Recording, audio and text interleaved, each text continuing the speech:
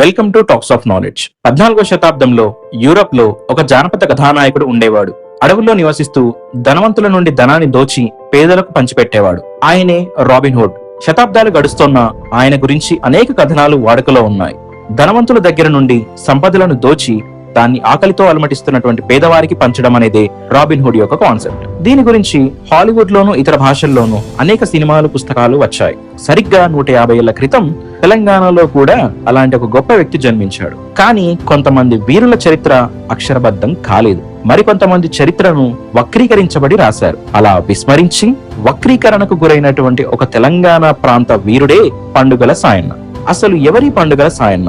ఆయన చనిపోయి 4 తరాలు దాటినా కూడా పాలమూరు ప్రజలు ఆయన్ని ఎందుకు దేవుడిగా కొలుస్తారు? అసలు ఆయనకి ఇప్పుడు వస్తున్నటువంటి హరిహర వీరమలు సినిమాకి మధ్య సంబంధం ఏమిటి? దాదాపుగా 150 సంవత్సరాల తరువాత ఆయన పేరు ప్రస్తుతం ఎందుకు మారుమోగుతోంది అనే అంశాలను ఈ వీడియోలో తెలుసుకుందాం. పూర్తి సమాచారం కోసం వీడియో ఎండ్ వరకు చూడండి. కొత్తగా ఛానల్ కి వచ్చిన వారు ఇలాంటి మరిన్ని ఇన్ఫర్మేటివ్ వీడియోస్ కోసం ఛానల్ ని సబ్స్క్రైబ్ చేసుకోండి. ఇక లేట్ చేయకుండా వీడియోలోకి వెళ్దాం.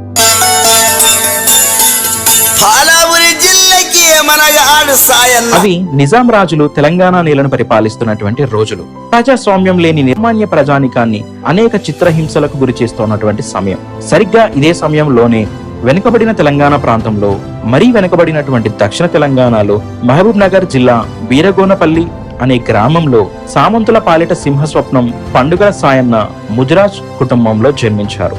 చిన్నప్పటి నుండే దోపిడీ వ్యతిరేక విధానాలకు సాయన్న ఆకర్షితుడై ఆధిపత్య శక్తులపైన యుద్ధం ప్రకటించాడు. ఎవరు నిజాం రాజును వ్యతిరేకించలేరు అనే ధీమాతో ఉన్నటువంటి రోజుల్లోనే నిరంకుశ గుండెల్లో నిద్రపోయారు.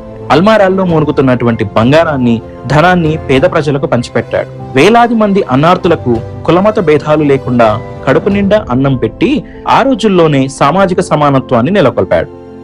ఆకలితో అల్లల్లాడుతున్నటువంటి పేదల పాలిట దేవుడయ్యాడు. దీంతో ఆధిపత్య శక్తులు ఆయన ఒక దోపిడీ దొంగగా ముద్రవేశాయి. అక్కడితో ఆగారా? ఆహా, లేదు.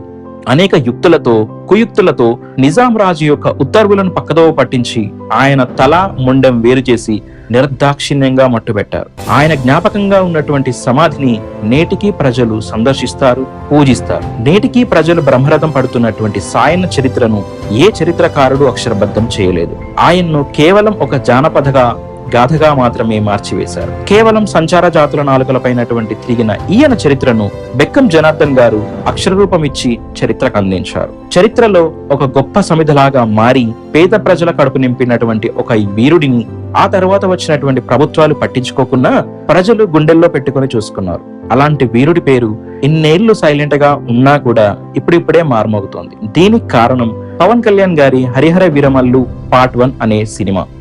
దాదాపుగా 5 ఏళ్ల సుదీర్ఘ ప్రయాణం, ఎన్నో మలుపులు కుదుపులు తిరిగి అనేక అడ్డంకులు, ఆలస్యాలను దాటుకొని ప్రస్తుతం ఈ సినిమా ప్రేక్షకులకు ముందు వచ్చింది. పవన్ కళ్యాణ్ గారి యొక్క ఫస్ట్ పాన్ ఇండియా మూవీ కావడంతో ఆయన అభిమానుల్లోనూ భారీ ఆశలున్నాయి. ఇక సినిమా స్టోరీ విషయానికి వచ్చినట్టయితే నిజ జీవితంలో ఉన్నటువంటి క్యారెక్టర్స్ ని తీసుకొని దానికి ఫిక్షనల్ గా కథలను జోడించి సినిమాలు తీయడం ఇండియన్ ఫిల్మ్ ఇండస్ట్రీలో కొత్తేం కాదు.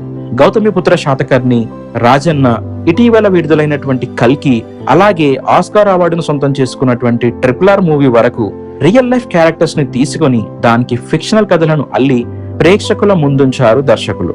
అయితే ప్రస్తుతం ఉన్నటువంటి హరిహర వీరమల్లు సినిమా తెలంగాణ రాష్ట్ర వీరుడైనటువంటి పండుగ సాయన్న కథను సినిమాగా తీశారని వస్తున్నటువంటి వార్తలను చిత్ర యూనిట్ ఖండిస్తోంది. ఇది ఎవరి కథ కాదని, సనాతన ధర్మాన్ని రక్షించేటువంటి ఓ వీరుడి అజేయ గాథ అని, ఇదొక కల్పిత పాత్ర అని చిత్ర నిర్మాత AM రత్నం గారు తెలిపారు. అఖండ భారతదేశాన్ని మొఘలులు పరిపాలిస్తున్నటువంటి సమయంలో హిందువుల పైన అనేక అరాచకాలు జరిగాయని, ప్రజల యొక్క శ్రమను, సంపదను దొరలు, నవాబులు దోచుకున్నారని, వీరి ఆగడాలు ఎక్కువైపోయినప్పుడు దీనార్దులను కాపాడేందుకు బందిపోటుగా ఓ వీరుడు వారికి అండగా నిలుస్తాడు. ఆయనే హరిహర వీరమల్లు. అంటే సనాతన ధర్మాన్ని రక్షించడం కోసం హరి అంటే విష్ణువు, హర అంటే శివుడు. వీరి యొక్క అనుగ్రహంతో పుట్టిన బిడ్డనే సినిమా హీరో. ఇది పూర్తిగా చారిత్రక కల్పన అని చిత్ర యూనిట్ స్పష్టం చేస్తోంది.